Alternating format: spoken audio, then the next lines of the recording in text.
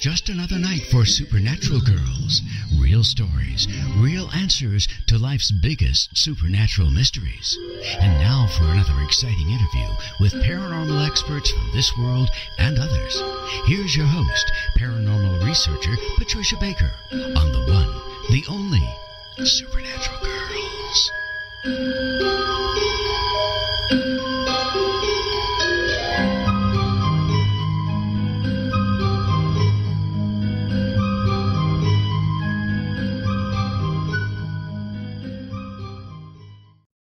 Welcome, everyone, to Supernatural Girls Radio. I'm your host, Patricia Baker. I'm here with my co-host all the way from sunny Tucson, Patricia Kirkman. PK, how are you tonight? I'm fine, except that's false advertising. There is no sun here now. Oh, no. I always think of your place as so sunny, but it's not, huh? Oh, well. No, it's going to have a bit of a rain probably, but what the heck.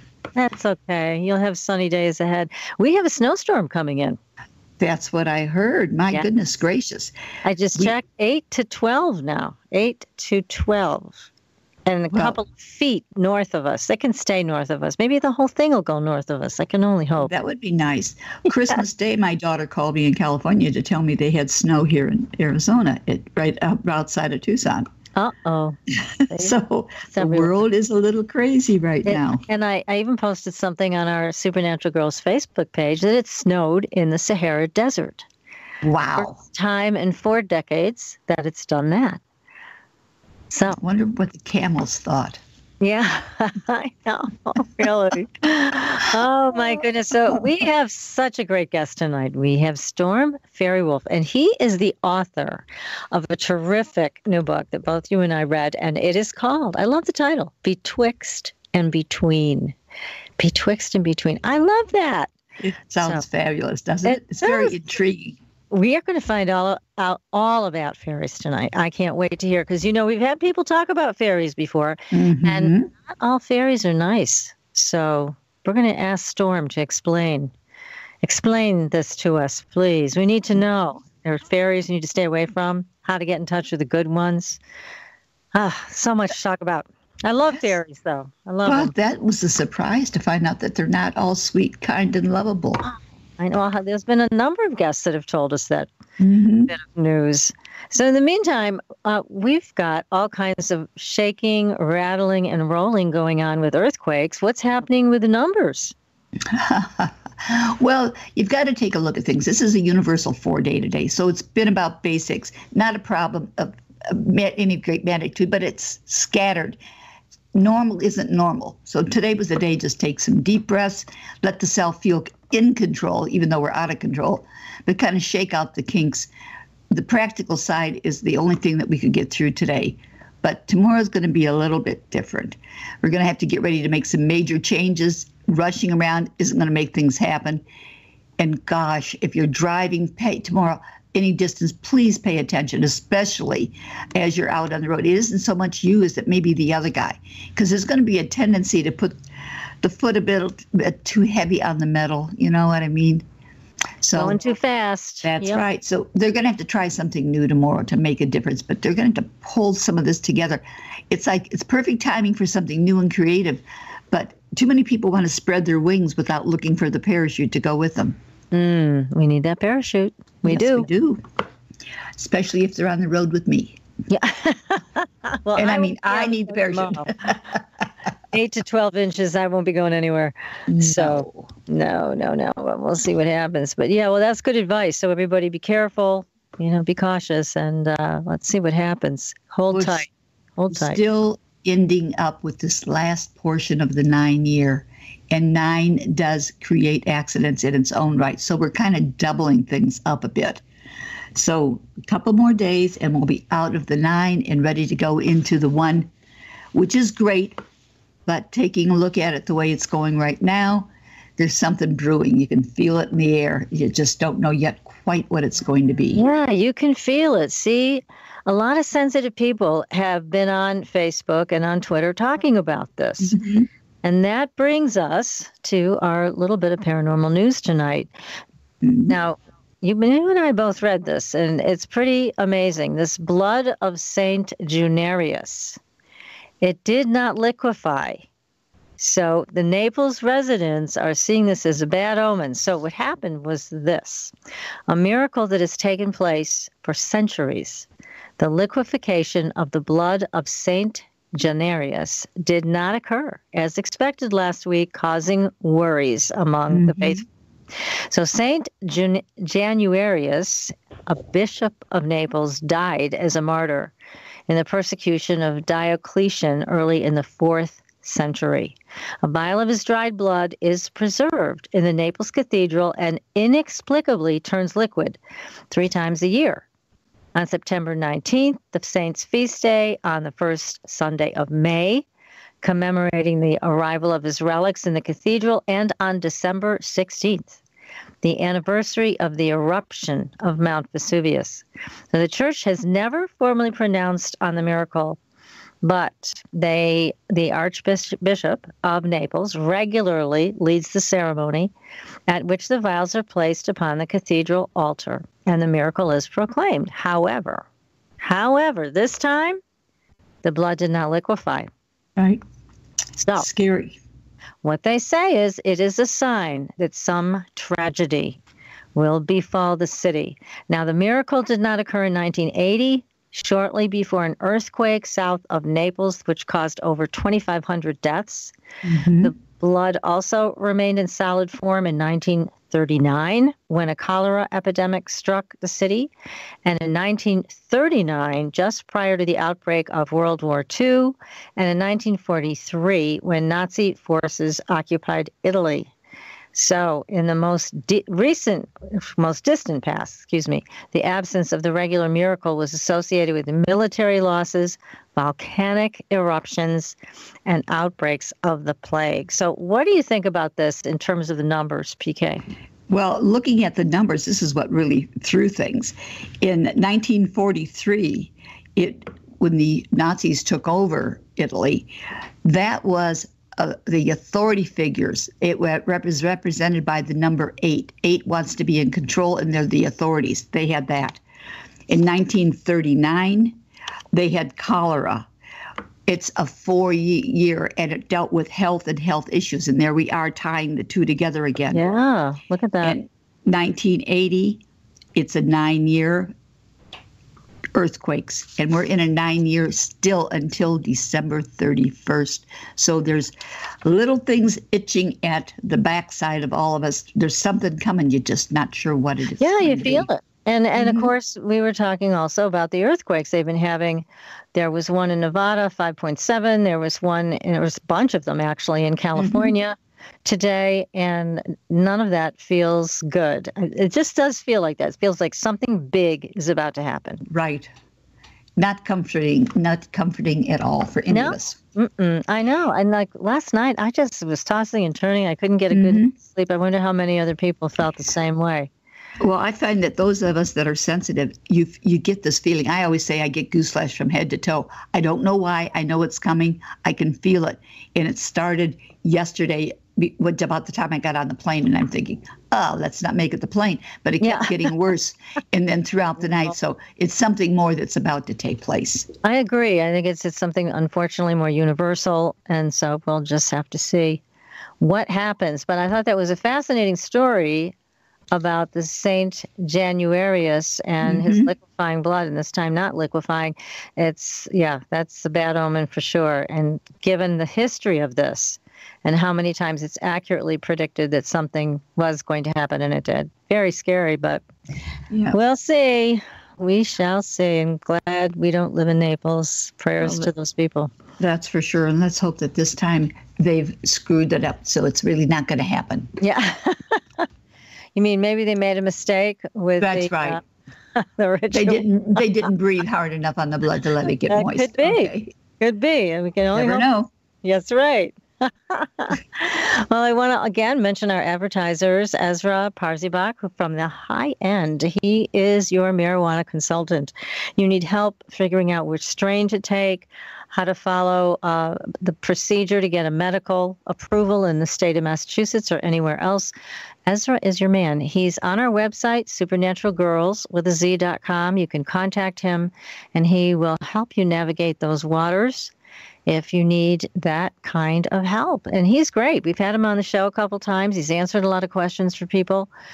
And as you know, the laws are still changing in a lot of places, including Massachusetts. So he's got all the scope on that. He can tell you exactly what's going to happen to the best of his knowledge. Mm-hmm. Well, we know what's going to happen. The legislators are going to try to screw it up for everybody because they didn't want this. Think?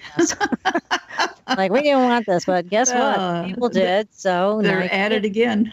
Yeah, I know it. Really, really. And also, Sean Bartok's book, Flashbacks, the latest abductee case. Fascinating book. That's also on our website. Just click on it. It'll bring you right to Amazon. It is worth the read. It's been a long time since we've heard about an abduction case, so it's great to read it. He did a great job writing it. So take a look at that. And he's also on our website in the archives if you want to hear the show. So it was a good show. A very interesting show. God, poor guy. He was taken so many times. And I was talking to David Jacobs, who has been on our show a couple of times. He's the one who has been telling us all about the hybrid invasion. And when I was saying to him, I explained to him that Sean said he'd been taken every 10 years. And he said, really? More like every 10 minutes. I'm like, are you kidding me? He's like, nope. Oh, my Lord. When he's been, for over 30 years, David's done work with hybrids, and he's done work with people who have worked with hybrids, and he's got a whole new story to tell about it. But apparently all these abductions that took place in the 80s, 90s, 70s, 60s, they were much more frequent than what most people realize. So, anyways. They're waiting around the corner for us. They're waiting. They're not even waiting. No, that's why I said around the corner. They're right there. We can't. There's no mistake. We can't dodge them anymore. I know it. And then we've heard about fairies taking people too. Yes. So we're going to find out about that. Now, there's a lot to be concerned about tonight. So we're going to... Well, let's put it this way. Let's cover our back first. Okay, yeah. Now we can go for it. Okay, we're going to go for it tonight. We're going to find out all about this. Now, our guest is Storm Faerywolf. He is a professional author, teacher, artist, poet, warlock, priest, and initiate of the Faery Tradition of Witchcraft. He has over 30 years' experience practicing the magical arts and has been teaching both privately and publicly for more than 20. He holds the Black Wand of a Master and is the founder of BlueRose, a school and lineage of the Faery Tradition, offering classes and community both in person and online. Storm, welcome to the show. Thank you for having me. It's great to be here. Well, this is quite an undertaking you did with this book. It's a great how-to. There's a lot of information in it. But what brought you to this path? Well, I've always been drawn to the craft ever since I was a little boy, actually. I remember when I was 2 years old, I told my mother that when I grew up, I was going to be a witch. No kidding. Yeah, well, I think honestly, I have to admit it probably had more to do with watching reruns of Bewitched than anything else. Yes. But that certainly got my love of magic and the occult started, and I never gave it up. So ever since then, I have been studying magic and spirituality, and eventually I was able to find a book by the name of The Spiral Dance by Starhawk. And she, of course, is also a fairy initiate. And she talks a little bit about the fairy tradition in her book, The Spiral Dance. And there was just a few little things in that book that just clicked in my brain. She talked about the blind poet and shaman Victor Anderson. And she also talked about the blue god. And when she talked just a little bit about the blue god, there was something that clicked in my brain, and I knew that I had come home, and I knew that I had to find out, more about this path. And back in those days, it was very difficult to find anyone who was teaching, or at least openly teaching the tradition. And so as it just sort of happened, I magically stumbled upon, someone who knew someone else, who was teaching a class. And so there you go. I found my way into training into fairy, and I guess the rest is sort of history. That's terrific. What a wonderful path you're on. Now, for someone who wants to know, what is the path like? You talk about the path of fairy. What is that? Well, first and foremost, I want to say that the fairy path that I follow is a specific lineaged tradition of American folkloric witchcraft. And so there's many different paths that might bear the name fairy. And so this gets very problematic because we could be talking about a lot of different things. Many times people ask me, oh, does it have anything to do with the radical fairies? You know, which of course is much more of a queer person's tradition. I would say there's crossover, but this is a totally separate tradition. This is a path of witchcraft. So we definitely are all about developing our magical skill. And I mentioned it is a lineaged tradition, which means that it's primarily practiced by a body of initiates and other practitioners, often who are studying towards initiation in our priesthood.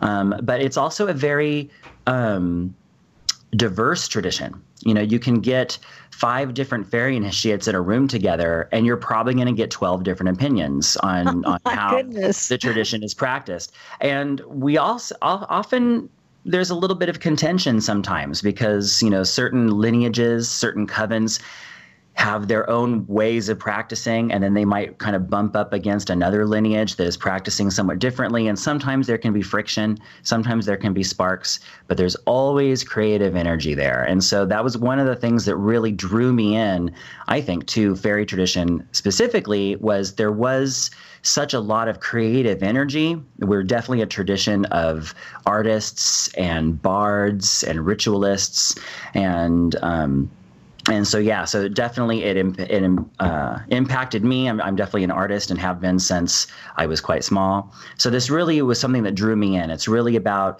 tapping into that creative pulse and finding our art, whatever that is. And a lot of times people will say, oh, well, I'm not an artist, so, you know, maybe fairy's not for me. Well, I think that you are an artist. It just might not be that your art is on canvas or in sculpture or something else that you might look at and say, oh, yes, that's art. You know, but our art is how we live our lives. Another thing about fairy is that it is, to some degree, a martial tradition. You know, Victor Anderson, the late Grand Master of our tradition, said that fairy was a martial art, just as assuredly as Bushido, you know, or any other martial art. Now, how does that translate? Can you explain more about how it is that? How is it a martial art? So our tradition is really based on self-development.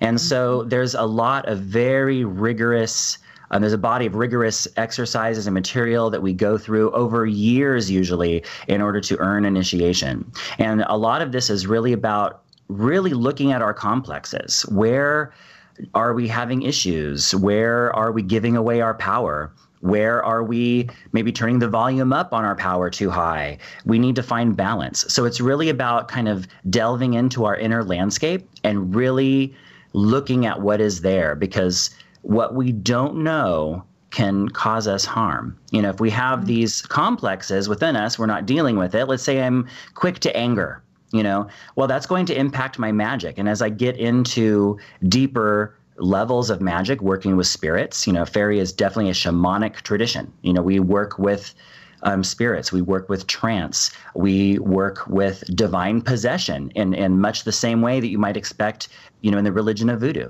You know, we do that level of work with the spirits. So if I'm going to do that level of work and I still have these big complexes, you know, going on in my psyche, that could actually cause me harm. I could lose my sense of center, you know. And so there's a lot in fairy tradition that is really about getting to the nitty gritty, you know, of who we actually are, and again, where we're giving our power away and where our weaknesses are, because that's so important to know, you know, where are our psychological weaknesses, because those are the very things that are going to be exploited, you know, if we find ourselves,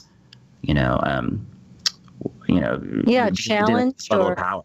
Yeah. I mean, it's definitely, I mean, this is a truth a hardcore truth that runs through a lot of things, and it's a lot more fun than psychotherapy, I think. Now, I want to say, just to that point, I will say that, of course, fairy or any witchcraft is never a substitute, for psychotherapy, obviously. But there is kind of the Venn diagram, I think, where the magical model and the counseling model, therapeutic model definitely cross over. So there definitely is some work that we can do in the magical model to help us out. However, one of the questions that I ask potential students is, are they seeing a doctor? Are they taking any sort of, medications? Because I need to know going in, is this person dealing with, issues? Are they, perhaps are they dealing with schizophrenia? Or you need to know that. Oh yeah, I need to know that. If we're dealing with a shamanic tradition, those kind of things could actually set certain people off. And so we kind of need to know going in. Definitely. This doesn't necessarily mean that they would absolutely be barred from studying or practice, but you need to know that going in, so that you can make the necessary preparations, I suppose. Yes, because safeguard. Yes, absolutely. A lot of there's no such thing as safe magic, but we can do everything we can to make it safer. That's right. And a lot of people that are dealing with some form of mental illness, they don't have the same boundaries that you and I have and PK has. So that when the magical energies start to formulate and become visible, I think it's more challenging for people that have those issues. So, okay, I have a question for you from the chat room. This is John. John says, "Hi, Storm. Did you consciously seek this path, or do you think it was a calling that you eventually gave into?" Oh, that's a great question, John. It was a little of both, actually. I mean, when I learned about fairy tradition, then it was a conscious decision. Oh, here's my calling. This is where I need to put, my energy. But really up until then, everything had just kind of lined up and brought me to that space. For example, I mentioned kind of meeting a friend who was a friend of a friend of somebody who was teaching that first fairy class that I went to. And it was just sort of funny how I stumbled on it. I wasn't necessarily looking for fairy because I couldn't find anybody who was, teaching. Right. And then this person, this, acquaintance of mine just said, "Oh, hey, Storm, guess what? I know this person who's taking a fairy class in Berkeley. Maybe you should go." I was like, "Really? That's amazing." So then I did that. And I went there I took that class for a few months. And it was, I was in my early 20s. It wasn't really right for me. And so it was later, I dropped out of that class, for a while. And I figured I would keep studying on my own. And then later, a few years later, 3 or 4 years later, that same acquaintance who had been gone magically showed up again in my life and said, "Oh, hey, Storm, there's this other person who's teaching a fairy class out in Oakland, and maybe you should check it out." I was like, "Oh, okay." And so then I went and checked that out, and that person eventually became my long-term teacher and initiator. And that acquaintance once again just kind of evaporated back into the ethers, and I've never seen him since. And that's been years and years. So it's like his role in my life. I almost kind of think like, well, maybe on some level he was a fairy being. He showed up just to kind of point me in the right direction, so to speak. But yeah, early on it was just an inner calling, finding witchcraft. But then later, when I heard about fairy tradition, it was like, oh, okay, this is it. There was just some inner knowing that I had to pursue this particular path. And really going through the training and eventually earning initiation was really for me that confirmation that I had found home. How wonderful for you. Now, and what about your parents? Did they accept this when you decided to go on this path?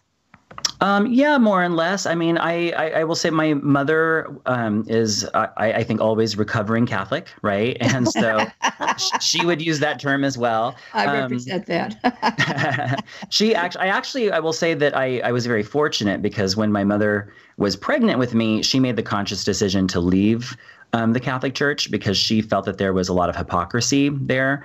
And so she didn't want her children raised in that environment. And so I was brought up with just a hint, just a veneer of Catholicism, of Christianity.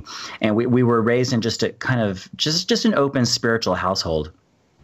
So we didn't really go to church that often. It was more like, on Easter or, those sorts of things. Christmas. I actually not on Christmas, but like around Christmas we would go. I don't actually ever remember going on Christmas. But on Easter, absolutely. But that was basically it, so I didn't really get a lot of that. I don't know, the guilt, I think, specifically was what my mother was not happy about, in the church. But she still had a little bit of that fear about things. I remember when I was 14, that's when really things opened up for me personally. I learned about tarot cards, and I learned that, I could actually buy my own deck of tarot cards. Wow. So I remember I didn't know that there was time. It was, for me, it was huge. And I had to do it like in secret because I didn't know that, like just a regular bookstore might carry. I mean, now regular bookstores carry them, but they do. And that's not the case, And so I remember I went to the library and I got a phone book for San Francisco, and I looked up in the yellow pages like occult and magic shops, and I was able to do a mail order to get my first deck of tarot cards. And I still remember it was the Tarot of the Witches, of course. And do you still use that deck? Is that still your favorite? I don't use that deck. In fact, I don't really like that deck, to be honest. It's a cute deck. The art is cute, but I don't really like reading with it. Incidentally, it also has a couple other names. It's also called the Devil's Tarot. Oh. And it's also called the James Bond 007 Tarot because it was featured in a James Bond movie. Please don't ask me which one. Okay. But do you use tarot now? And if so, what deck do you use? I use a few different decks. Primarily now I'm using what's called Lenormand, which is a French cartomancy system. But I still will use tarot. My go-to deck is the Voyager Tarot. And for those of you who are not familiar with it, it's very kind of cross-cultural. It's very even sci-fi. It's done with collages. It was done by the fabulous James Wanless, who had a PhD in symbolism. And it's a great deck. It's a great deck. Yeah. So I encourage everyone to check it out. But I started reading with that deck in 1990, and I do still have the very same deck, very worn around the edges. The edges are very dingy from a million shuffles. But I just love that deck. And every time I look at those cards, I see something new. And that's important for me. For those of you who are into the astrology of things, I'm definitely a Pisces. And so I'm very into what is swaying me emotionally at the moment. And so when I put down those cards, I might see something different than I saw last time. And so it's going to color what they're reading, how that turns out for me. You must be a great reader, though, being a Pisces and having used cards for so long. That's I'd like to think I'm a competent reader. I don't know if I'm a great reader. I don't do it that often anymore. I do offer readings, through my shop, The Mystic Dream. But I tend to now focus those on more as like a life coaching or a counseling session in which I might use the cards. But we're also talking about magical approaches to things. So what a nice way to work with people, though, when you have those skills like you do. That's you're opening up their world, and you're also giving them safety and support. It's a really great way to do it. Now, your store is located in San Francisco? It's actually in Walnut Creek. And so that's in the San Francisco East Bay.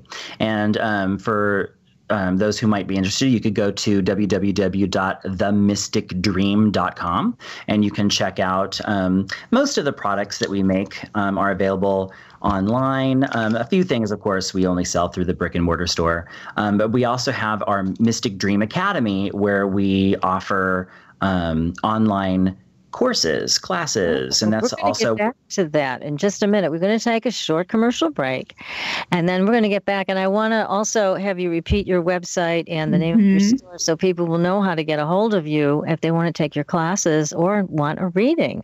This is so exciting. And by the way, everybody, make sure you go to our website, supernaturalgirls.com, sign up for the Fringe Files. Give us a like on Facebook and follow us on Twitter so you can keep up with all the stuff we're doing. It is so cool. We have have such cool guests coming up. Certainly a great one tonight with Storm Faerywolf. So stay tuned, everybody. You're listening to Supernatural Girls Radio. We'll be right back.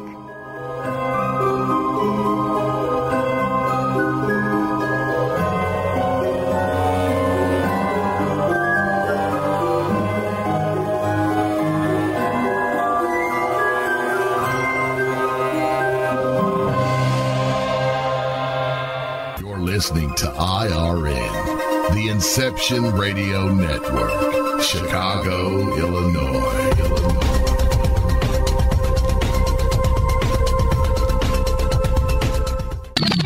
You didn't forget what's coming up tonight, did you? Hi, Inception Radio Network listeners. This is Amanda. Never miss that interview you were looking forward to or the show on your favorite topic. Follow IRN on Twitter, I_R_N, and get reminders about the evening's live shows as well as fun and important updates throughout the week. That's I_R_N, and never miss a great show again. My name is Ezra, and I'm from thehighend.org. You've heard of medical marijuana, but who can you trust for proper guidance? Here at thehighend.org, we have all the information you need. Did you know that scientists have discovered cannabis can reduce inflammation, pain, and spasms? It's helped my patients reduce the symptoms of autoimmune diseases, PTSD, autism, and insomnia. A compound from hemp called CBD is doing wonders for intestinal issues, anxiety, and the nervous system. I sell this compound at thehighend.org. I've worked as a medical marijuana consultant and educator for the past 6 years, and here at thehighend.org, I can help you choose from the hundreds of cannabis strains and products and find the ones that are best for your needs. To learn more about cannabis, schedule a Skype or phone consultation, or to have a CBD product shipped right to your door, visit thehighend.org. That's thehighend, all one word, .org. I'll help make your health high-end.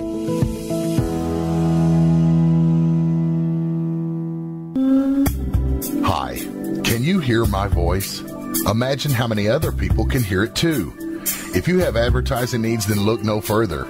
The Inception Radio Network currently has openings for on-air advertisements and radio show sponsorships. Given any thought to your target demographic?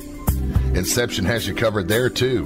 Advertising on a network gives you multiple opportunities to advertise on a wide variety of radio show broadcasts, and we have one to fit every advertising need. You know, in recent years, internet radio has exhibited a phenomenal listener growth. An Arbitron Edison survey shows that online radio boosts at least 33 million unique visitors each week and 54 million each month. And that number amazingly continues to grow. And these listeners are a part of many businesses' core demographics. And surveys have shown that internet radio listeners are far more likely than regular radio listeners to spend money on a whole range of activities. You know, internet listeners vote, they dine out and eat fast food, and they grab a cup of coffee. And here's the interesting one. They buy items online at a much higher rate than all other market segments combined. Internet radio also enables businesses to connect with consumers during work hours, where increasingly more lifestyle decisions are being made. Advertise with the best. The Inception Radio Network offers competitive advertising rates to fit just about anyone's advertising budget. Stop by today at www.inceptionradionetwork.com or call us toll-free at 1-888-919-2355. Get the word out. Get results with the Inception Radio Network. Are you a fan of Inception Radio Network? Do you reckon it's the best alternative talk radio station on the planet? Well, if you do, head to facebook.com/Inception Radio Network and like the page. Tell your friends, spread the word, and keep listening to the best. Hello, Inception Radio Network listeners. This is Amanda. Remember, you can take your Inception Radio shows on the go. Just download the Inception Radio Network app for your iPhone, iPad, or Android smartphones and access live shows, past shows, guest lineups, and much more. Just visit the iTunes Store or the Google Play Marketplace and download it today for free. Your property tax bill. Have you seen it lately? It's frightening. Your property taxes are going up while your home value is going down. It's time to fight back and win. For the real truth about the property tax system, get attorney Pat Quintilian's book, Are You Getting Screwed on Your Property Taxes? How to Find Out and How to Fix It. Attorney Quintilian answers all your questions and gives you the facts you need to fight a property tax bill that is spiraling out of control. You'll also read about what happens to property owners who don't check their property records, only to find out too late they're taxed on square footage, fixtures, and even buildings that they don't own. Is this happening to you? Learn your rights. Buy attorney Pat Quintilian's book today. Are You Getting Screwed on Your Property Taxes? How to Find Out and How to Fix It. Available on Amazon.com.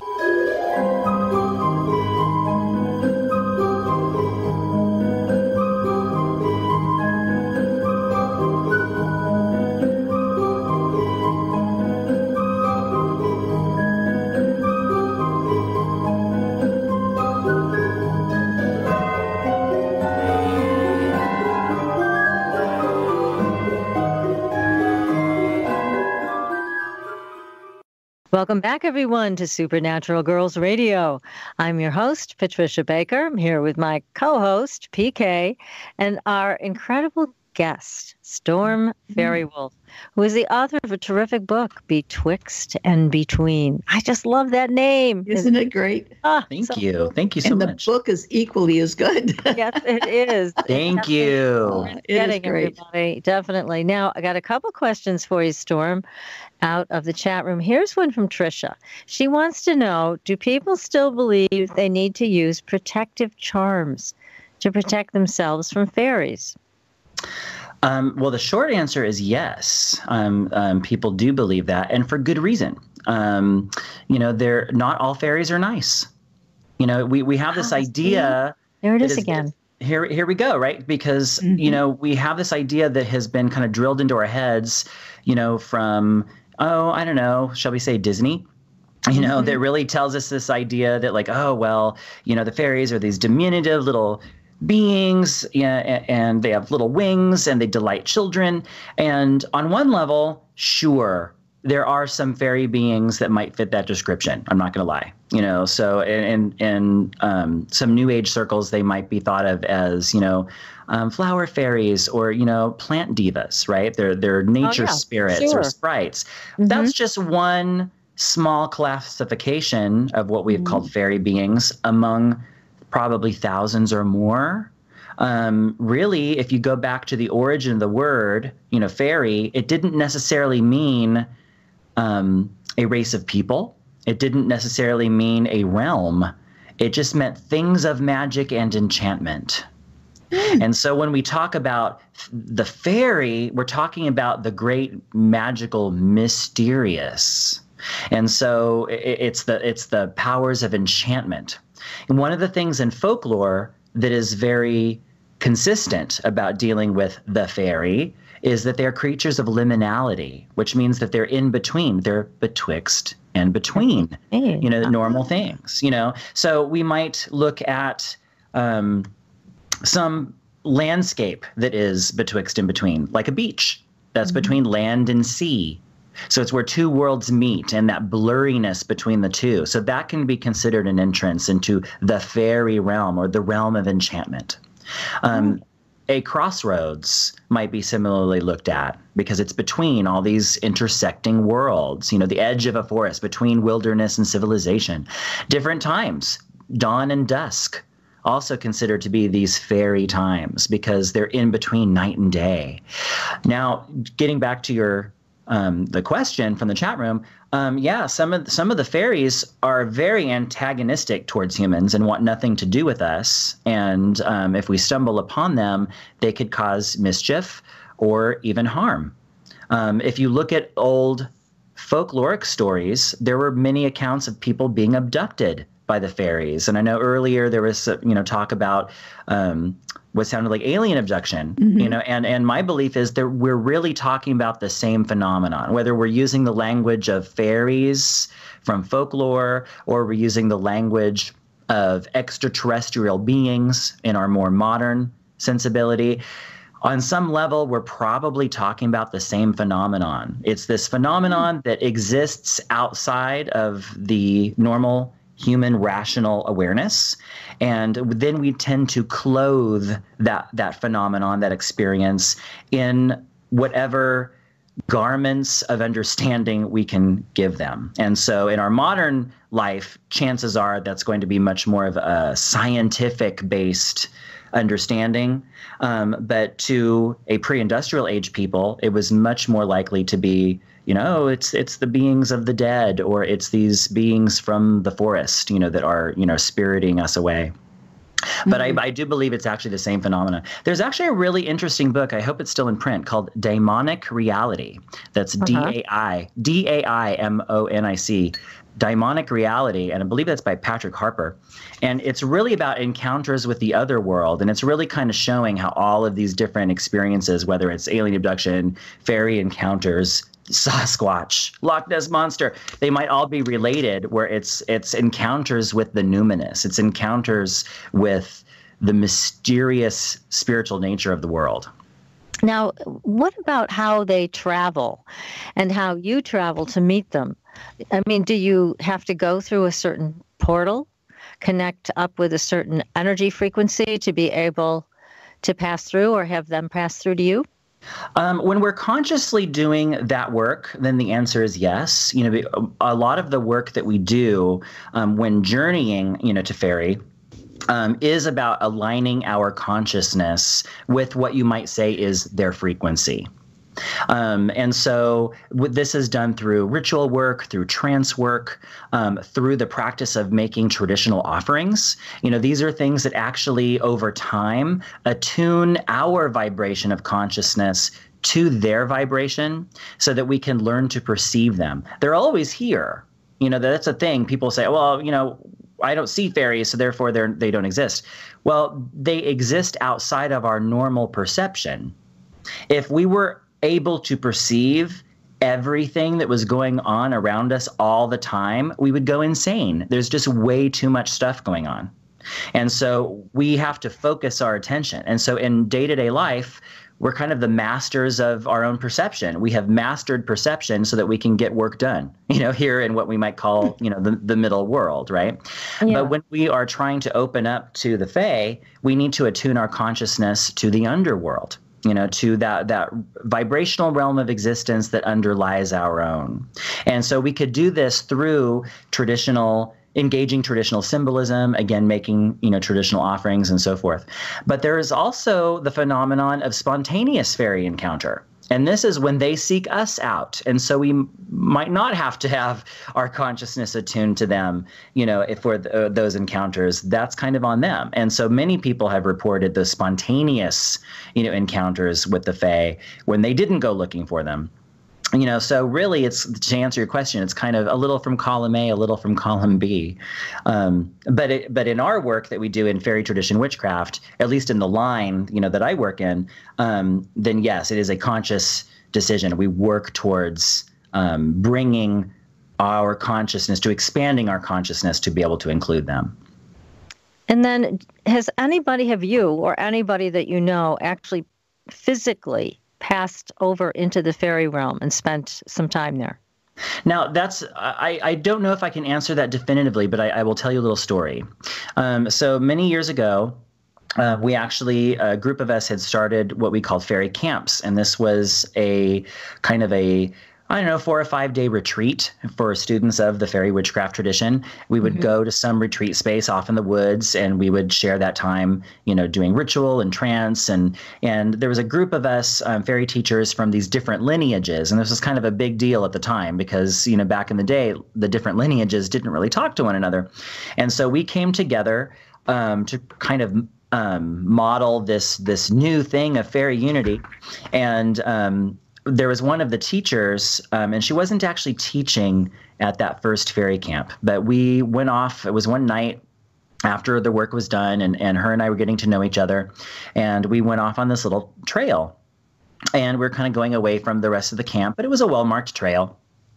And I remember that as we turned, the grasses were pretty high, and we turned, on this one path, and we were immediately met with this fog, and we hadn't really seen any fog before. And so we thought, ooh, that was kind of weird. It's kind of spooky. And as we're getting a little bit further away, from the camp, and then we walked through the fog and turned another corner, and then we realized suddenly we couldn't hear the camp anymore. And now people were drumming, and they had their bonfire, and the whole thing. And so we should have been able to hear them. And we thought, well, that's really weird. Now it's totally silent. We better make our way back. And we could not, for the life of us, find our way back. We kept wandering through these paths in the grass, and we started to get just a little scared. I mean, we knew we're still on the same land. I mean, I knew it was like hundreds of acres, but we didn't wander that far, or so I thought.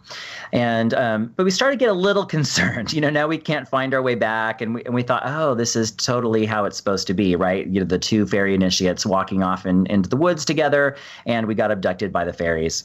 And oh, that's what they're gonna say. That's what they're gonna say.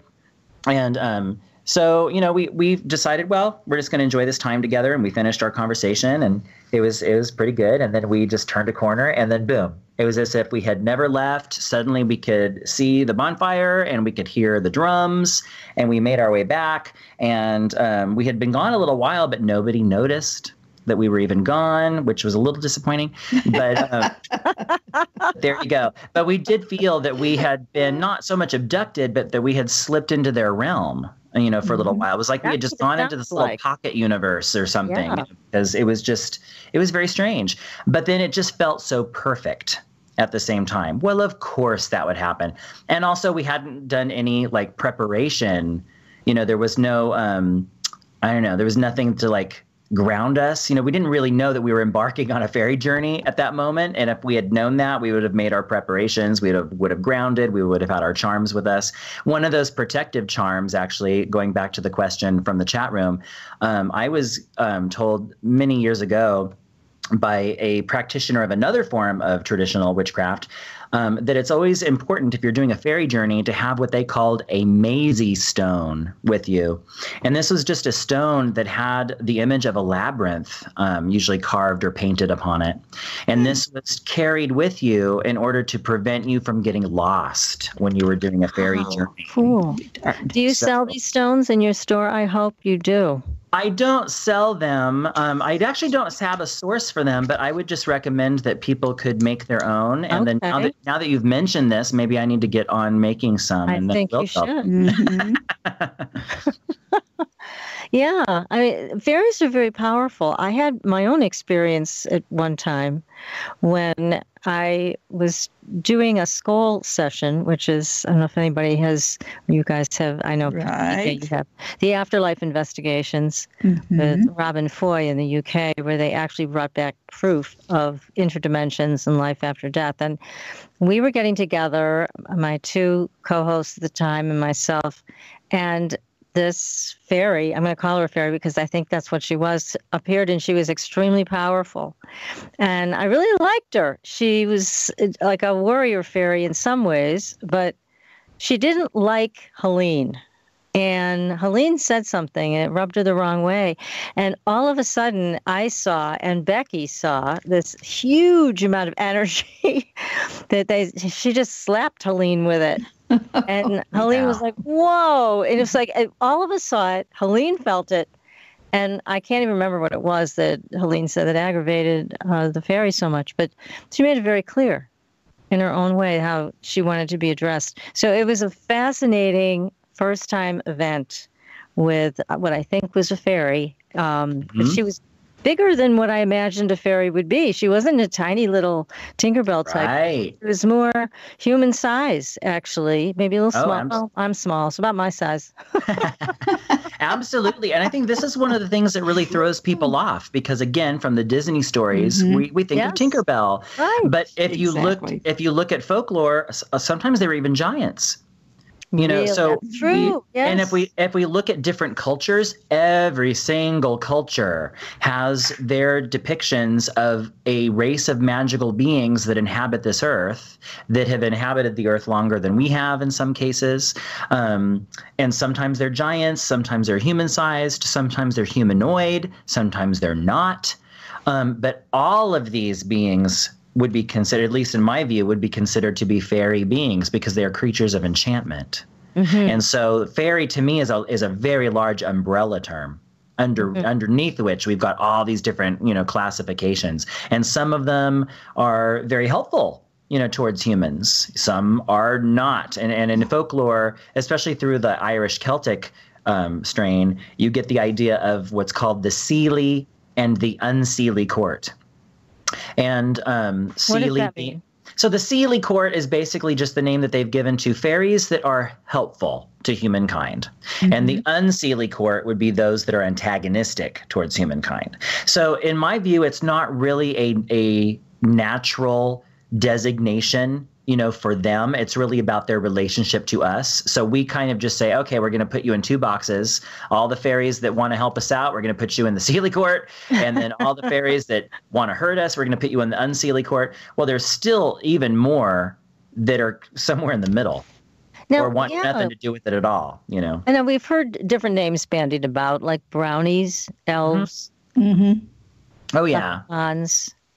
Now, where do they fall? We might think of those as simply different, maybe even just different nations, within, the world of fairy, if we're gonna, put it in those terms. But even when we talk about working with the gods, or angels, or working with the spirits of the dead, to some degree, they're also fairies as well. They're just different manifestations of the mysterious. We cannot know them in their totality as we are in human form. We're somewhat cut off. We can't know them completely. We can only know them through our own senses. That's all we can know, about anything really. But yeah, so all of these are really, in my view, are manifestations of what we call, fairy or the creatures of enchantment.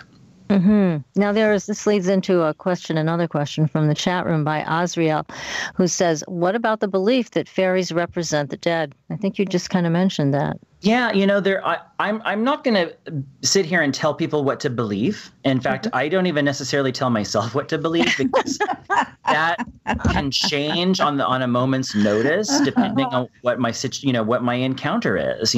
So to me, and this is one of the things that I really have stressed in our witchcraft school, Black Rose, which is our open witchcraft school. In Black Rose, it's stressed that we do not really know the nature of the gods, and that we can't really 100% know them. And so no matter what your belief system is, if you believe that the gods are simply aspects of our own psyche, or if you believe that the gods are absolutely independent beings, from us, either way, those are both belief systems, and we have to at least temporarily chuck those out the window, because when we're having an encounter, we want to have the most genuine encounter we can. And so we're going to approach the gods as if they're a mystery, which means there's a big question mark over my head. And I know that I cannot 100% know them. I can approach them, I can learn from them, but I'm not going to sit here and tell you with 100% certainty that I know exactly what they are and everything about them. That's arrogant and absurd. Plus it undermines your actual experience. So absolutely, and then we get into this game of simply feeding into our previous belief systems, whether or not those belief systems are bearing any fruit.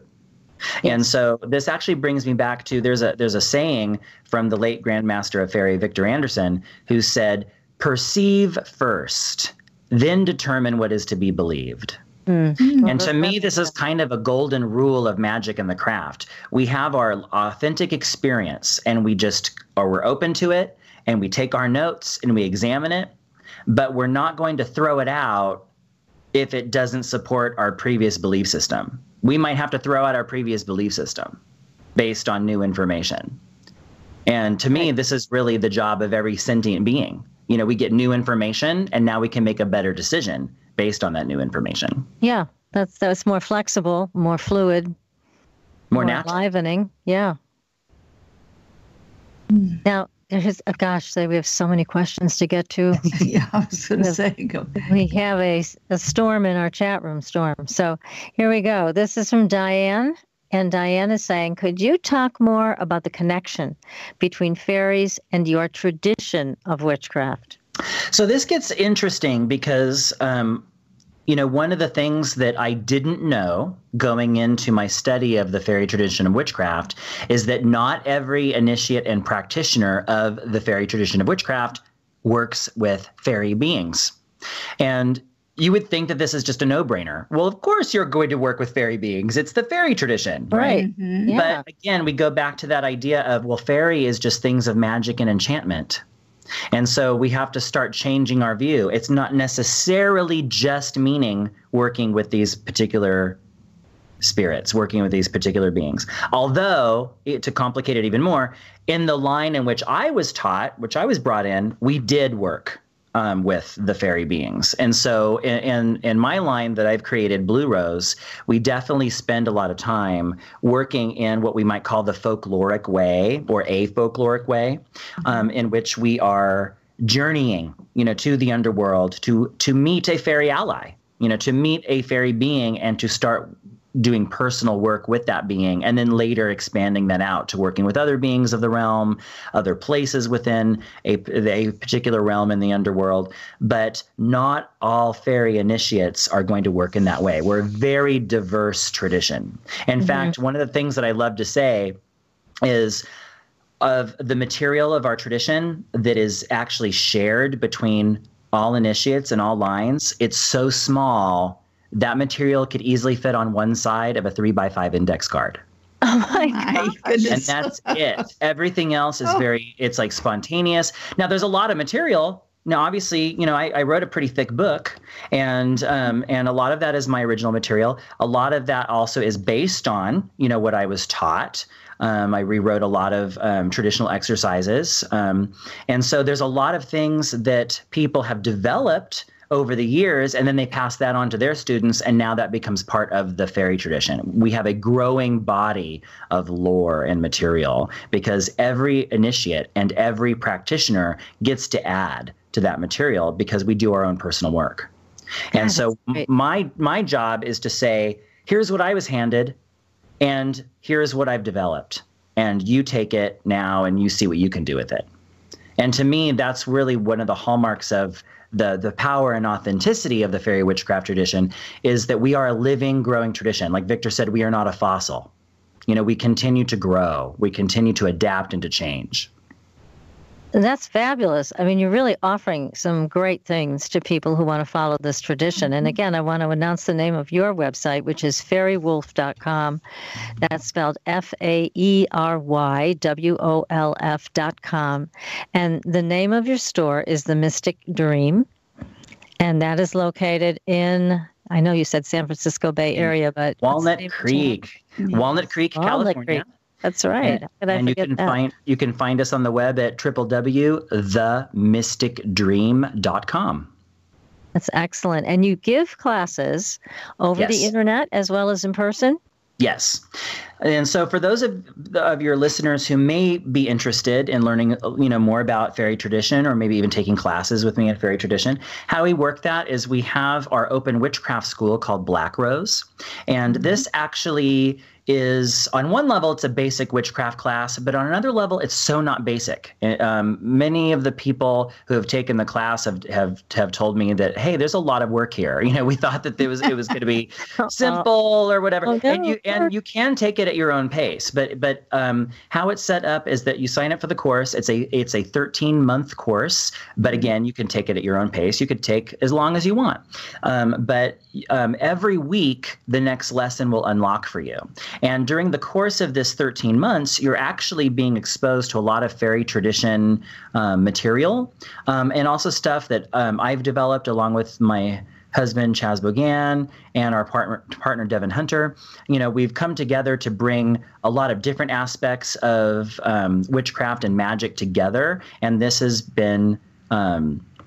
manifested as Black Rose. So you can go to the Mystic Dream Academy to find out more about that. You could go to blackrosewitchcraft.com to find out more. But then people who have taken that course and graduated from that course, if then they are eligible, if they want to apply for BlueRose training, then they can. Then I know, okay, they've stuck around for a year and they've done this work, and now I can actually work with them in a more one-on-one way. Whereas the Black Rose material is much more like, with Black Rose, it's much more like, here's some written material, here's some PDFs, here's some MP3s. There's a lot of trance journeys that I recorded, and then with BlueRose, it's all live. Most of it is one-on-one. I do it over Skype.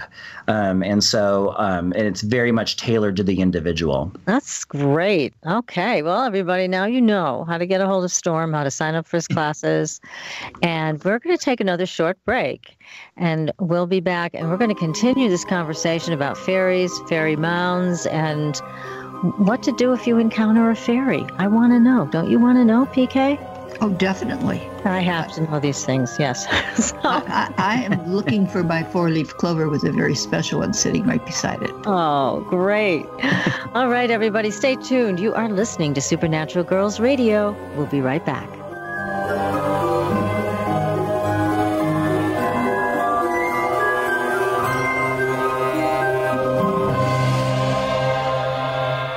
You're listening to IRN.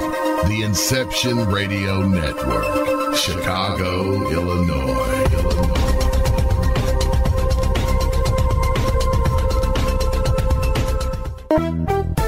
Hi, Inception Radio Network listeners. This is Amanda.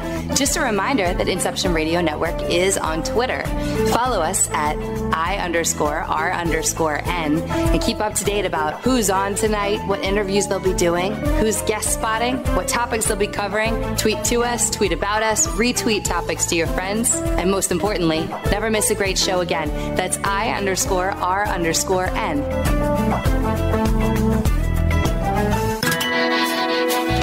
Don't have a computer? Is your internet connection down? Don't worry. Use your trusty cell phone or landline and call into our listen line at 401-283-6700 to listen to the Inception Radio Network 24/7. Again, that call-in number is 401-283-6700. For the Inception Radio Network, I am MJ.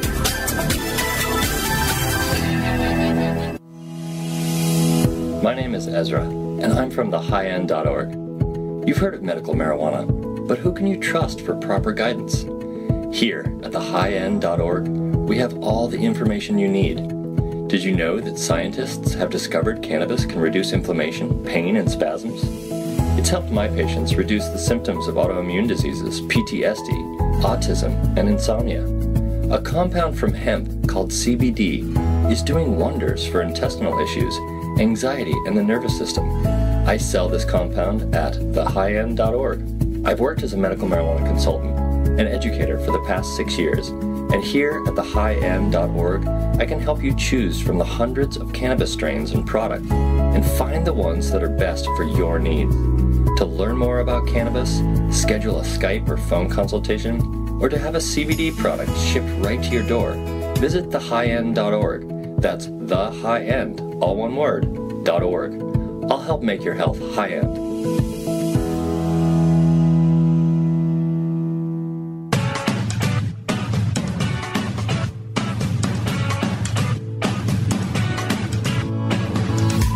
Hello, Inception Radio Network.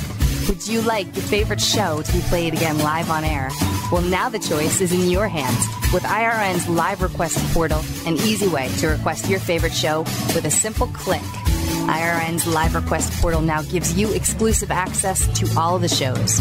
How easy is it? Simply type a show name or a guest name, click request, even write a dedication message, and that's it. Try it now. Simply visit InceptionRadioNetwork.com, click on the live request tab under the show menu. Now playing your favorite show is just a mouse click away. Are you a fan of Inception Radio Network? Do you reckon it's the best alternative talk radio station on the planet? Well, if you do, head to facebook.com/Inception Radio Network and like the page. Tell your friends, spread the word, and keep listening to the best.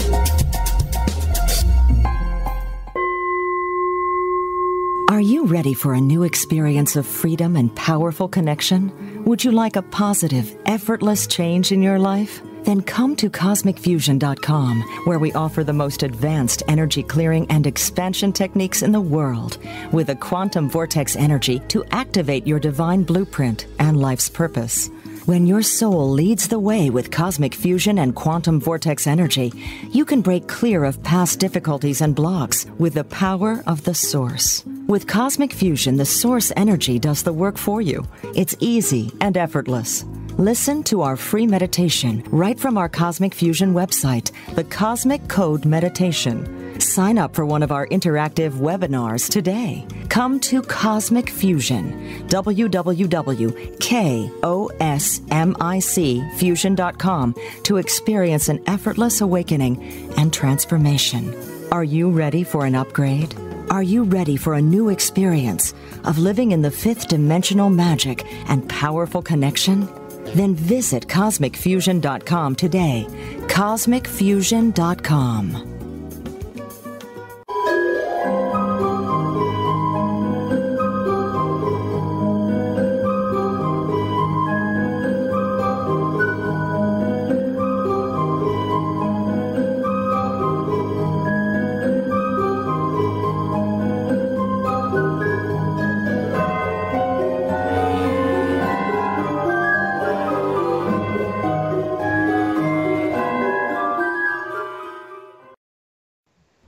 Welcome back, everyone, to Supernatural Girls Radio. I am your host, Patricia Baker, and I am here with just a couple of days left in 2016 with PK, my co-host, and our amazing guest tonight, so fascinating, Storm Faerywolf, the author of a fabulous book, Betwixt and Between, exploring the fairy tradition of witchcraft. We're learning so much tonight, aren't we, PK? Oh, fabulous book. Absolutely fabulous. And even if you're not interested at the moment, when you start reading the book, you're going to find out you're going to be. Yeah, and it's wow, thank you. It's a handbook. It gives you things to do. Mm-hmm. These are things you can do at your own home. Right. And connect. Now, I got some great questions for you, Storm, out of the chat room. I love our audience. Don't you, PK? All right. Definitely. Here's a good question. Do some humans carry fairy DNA? Ooh, that's a good question. Yes. Again, the short answer I would say would be yes, and but hear me out. So there is a belief within fairy witchcraft tradition that when you are initiated, you now become a racial descendant of what is called the little people. And so there is, now I will tell you, this was not something that was told to me prior to my initiation. I also don't want to give the impression that I think that this would change the results of a DNA test. Okay. Although I will say that years after my fairy initiation, I did take a DNA test. I took one of those through what was it, Ancestry DNA? Yes. And it originally came back 4% uncertain. And my! So I thought that was that was fun. And I remember, writing about that on Facebook, feeling pretty proud. There it is. There's my 4% fairy, right there. But I will say they've since, they keep augmenting their test and redoing things. And so that's no longer a 4% uncertain. Now they've figured out other trace things and whatever. I think that we're asking a question that really has two types of answers. And one is the literal truth and one is the poetic truth. And I want to stress that both are true. So I don't necessarily think we're going to see strange DNA, popping up that we can't explain and science isn't going to be able to explain it. And that must be the fairy DNA. I don't think it works that way. I think that it's poetically true. So I do feel that, on a mythological level, yes, I have fairy DNA. And I'm one of those people that kind of came to that in the roundabout way. Because, I've been involved in the pagan movement for, a good many years now, more than I'd like to number. And,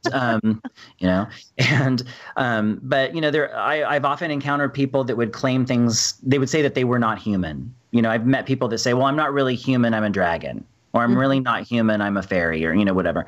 And most of the time I really kind of felt like, oh, this person is just in denial.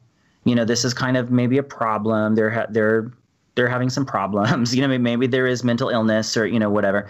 And then I had a very powerful trance experience in which I was shown the true nature of my soul, and my soul was a fairy being. Oh, and my. It was that type of a trance experience that it's not just what you're seeing, kind of like in a deep dream where you just have that psychic knowing. Those dreams where you try to explain it to your friend and you're like, I'm hearing the words come out of my mouth and this isn't conveying, what I felt. Yes. But that was how this vision was. And I just knew, my fairy is my soul is fairy. My soul vibrates at a different level or a different vibration, if you will, than, I don't know, a quote unquote normal, human soul. I don't know if that's necessarily true, but that's what it felt true. And I do think that some people do have what we might call fairy DNA. I think that if you're drawn to the fairy tradition, that's a pretty good indicator. I think that, kind of the same thing with just witchcraft. If you're drawn to witchcraft, then chances are you have the potential to have what we call the witch power, which is it's in your DNA. Sure. Yeah, I think it's right there. I think that there's a lot of people that are drawn to this. They just have that inner knowing. They're naturals. And I think there's even more people that it just lies dormant. And if they had the right experiences or the right training, that could awaken. So I'm never going to be the one to sit around and define other people. I'm not going to sit here and say, oh, you're fairy or you're not fairy or, whatever. There's plenty of other people that are going to get involved in that ugly business. I think that my job is to simply provide to people what I can in terms of a practice that could be useful, and let the individuals decide on their own how they want to define themselves. That's great. Lots of freedom in that. Now, here's a question from Daria. And she's asking, what do you think about the TV show True Blood's portrayal of the fairies? I never knew what to make out of the good versus evil fairies they tried to mix into the storyline. I don't know if you ever watched that show. I did. It was one of my guilty pleasures. I loved that show. I will say I cheered when they brought the witches on, and then one of them was talking about how they were going to start celebrating Samhain. And I just thought I just got such a giggle out of that. Samhain. But, so the fairies in the show, well, first of all, it's fiction, right? So nobody's watching True Blood because they think this is going to be the documentary, on the year. But, there was elements to it that I thought, ooh, they got that right. And so one of the things is that, they really played up the idea of the fairy glamour. You looked at all the fairies and pretty much what they presented to people was a beautiful look, a beautiful face. Everything was beautiful. Everyone was young. Everyone was sexy. It was very sensual. And that is something that is definitely played up in the folkloric fairy. They're definitely creatures of sensuality. They have a different morality than we do. Especially given the time, which is, very much an oppressive Christian-based morality, at the time these stories were put down. Mm-hmm. But then when the glamour was dispelled, you could see how hideous they really were and, whatever. And so I think that there is something to that. There is something about glamour, being a particular fairy power, whether that is in, I don't know, putting on makeup, that's a type of glamour. We try to make ourselves more beautiful. But in terms of like the good versus evil, I think that oversimplifies it. I think it's kind of like just people. There's some people that are going to like you. There's some people that are going to, for whatever reason, just hate you. And many, many, many, many, many, many more that are just completely indifferent. Mm-hmm. And to me, that sums up the fairy experience. They're on one level, they're people just like us. But they might have different morality, maybe different language, different culture, different customs, but really they're people just like us. So when we try to oversimplify it, Seelie and unseelie court, I think that's just an oversimplification that helps us kind of get started on the journey, but that doesn't really sum it up. The truth is very complicated.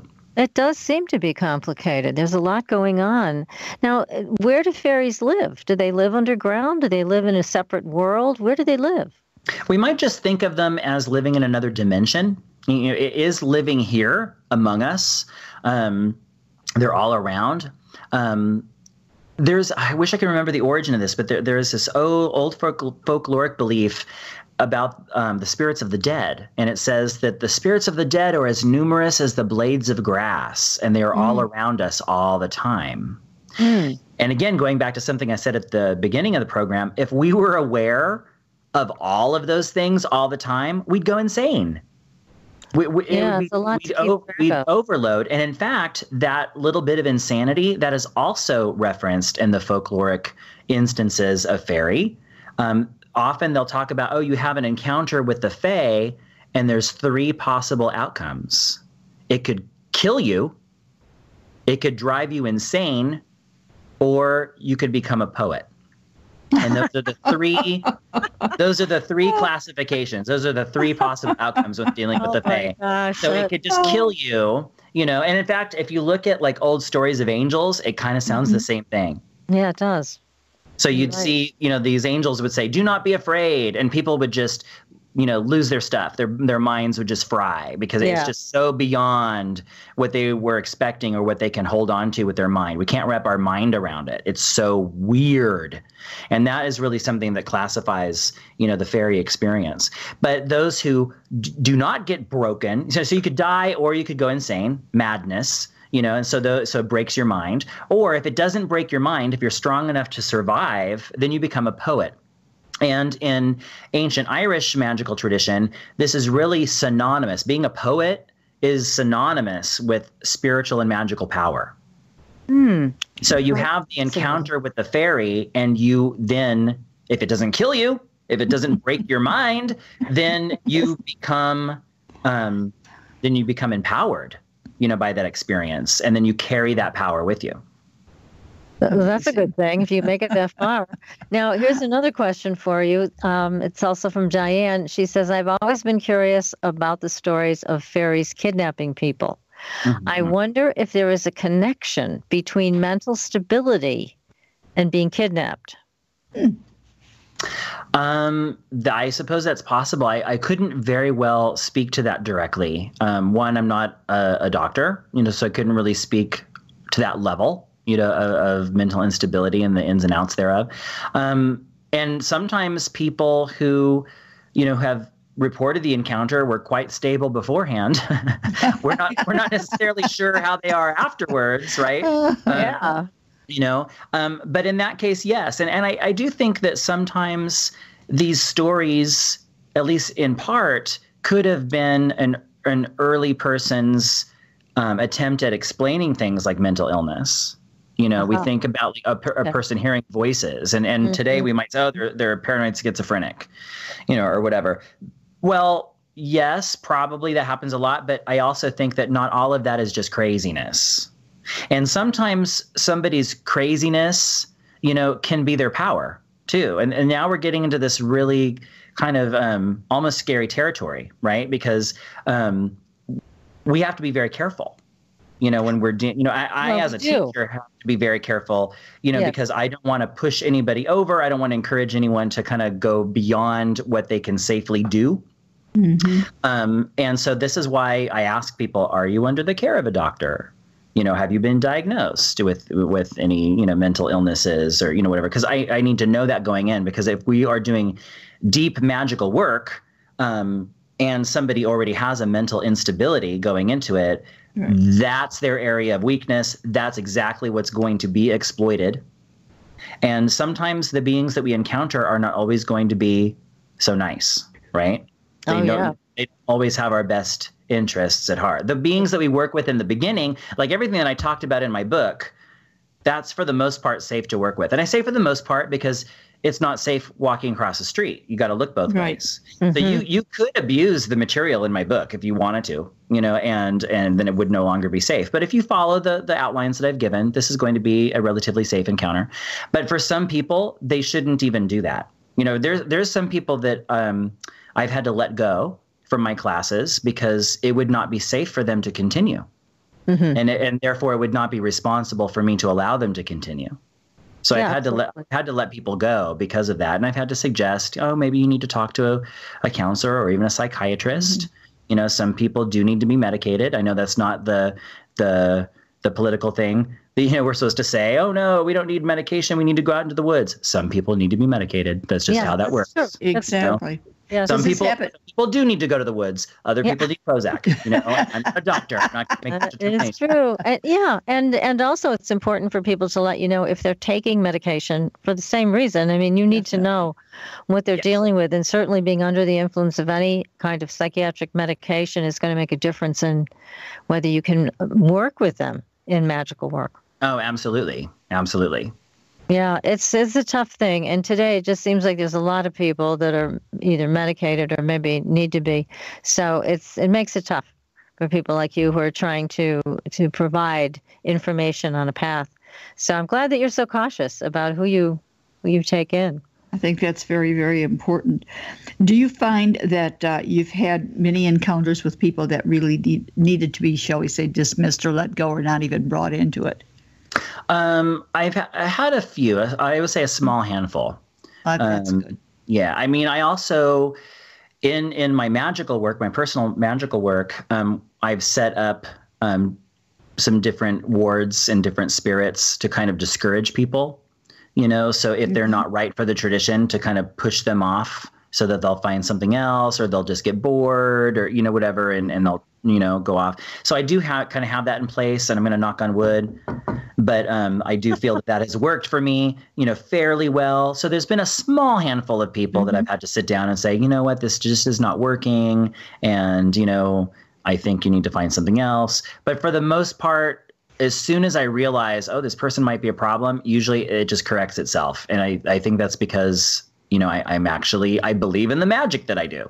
Sure. Well, that makes good sense. Have you ever been approached by anything that you felt was just too scary? I've been too scary. I've been approached by things that I thought were scary and terrifying, certainly. Too scary.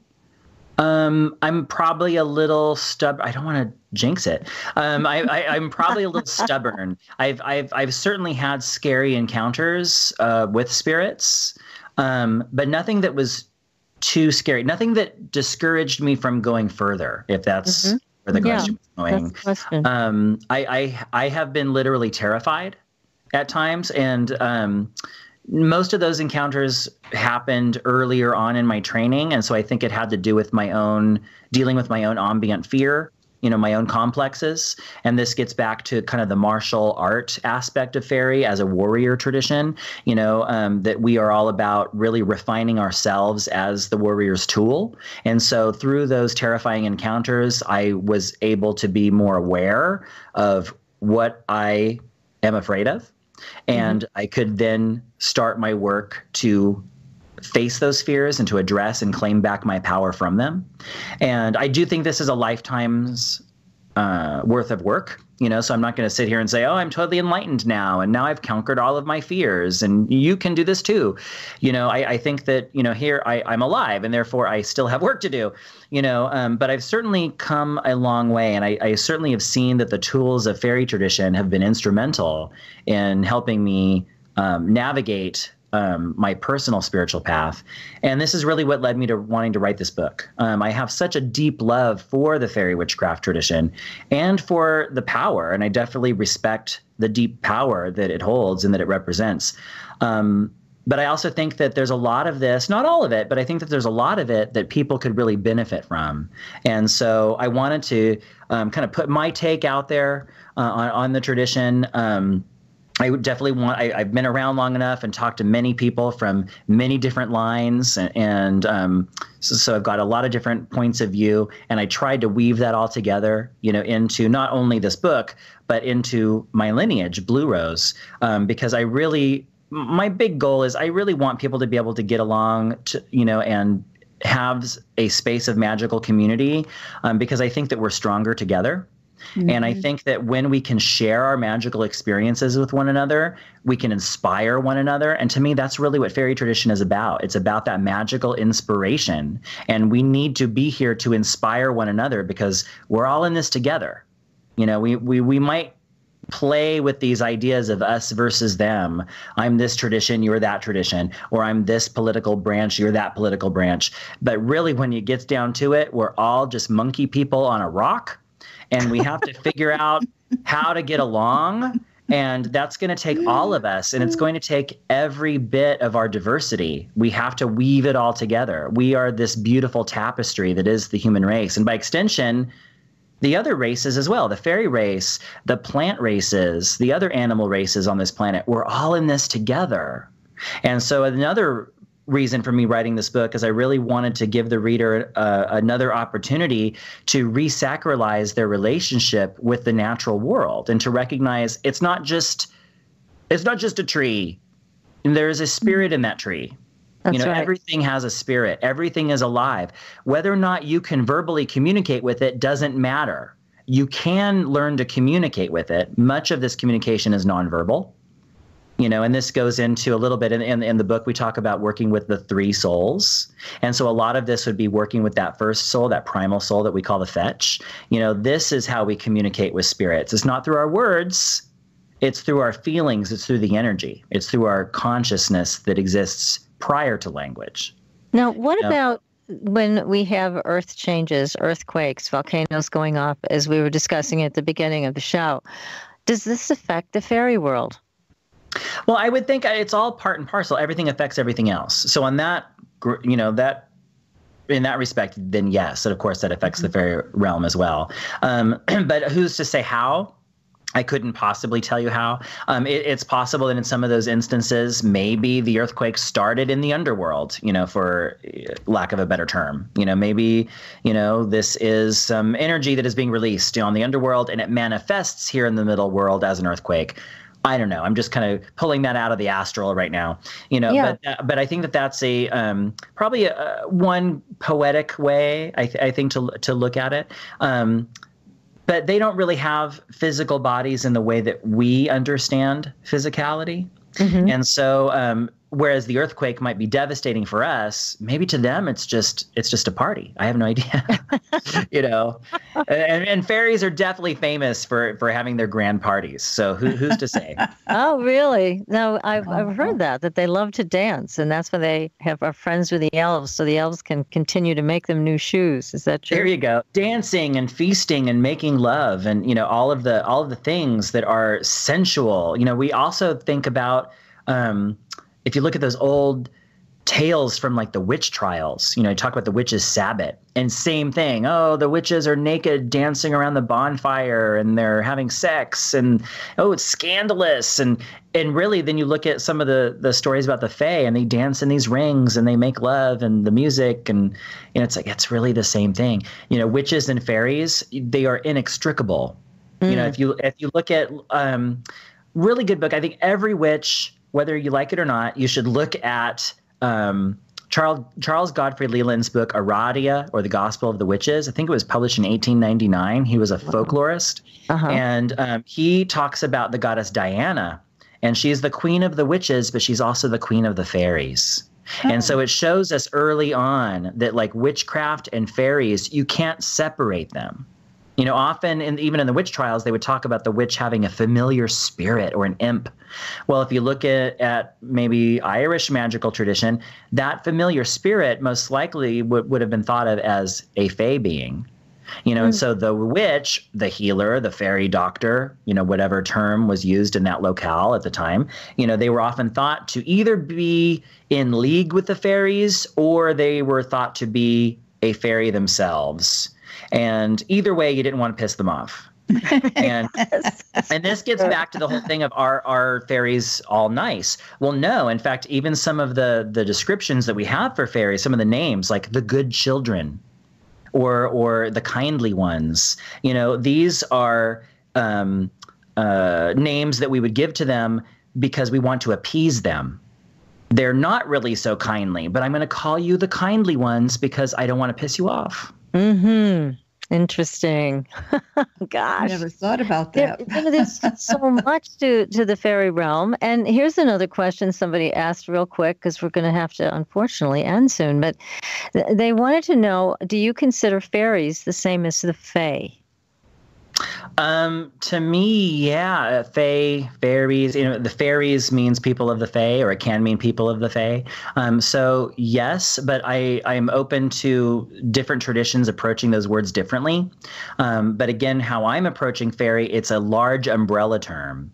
So, but yes, for long story short, yes, I think they're the same thing, but they're probably not as specific as most people think. Wow. We have learned so much tonight, and I hate to end the show because I think there's so much more we could learn tonight, and it's all exciting information. Storm, thank you so much for being with us. This has been great. My pleasure. I've had so much fun. Thanks for having me on. I really appreciate it. Well, we're delightful. Have to get back to find out more. So again, everybody, the name of Storm's book is Betwixt and Between, Exploring the Faery Tradition of Witchcraft by Storm Faerywolf. And again, please give us your website and the name of your store and location one more time. You can reach my website at www.faerywolf.com. That's FAERYWOLF.com. And you can find my store at www.themysticdream.com.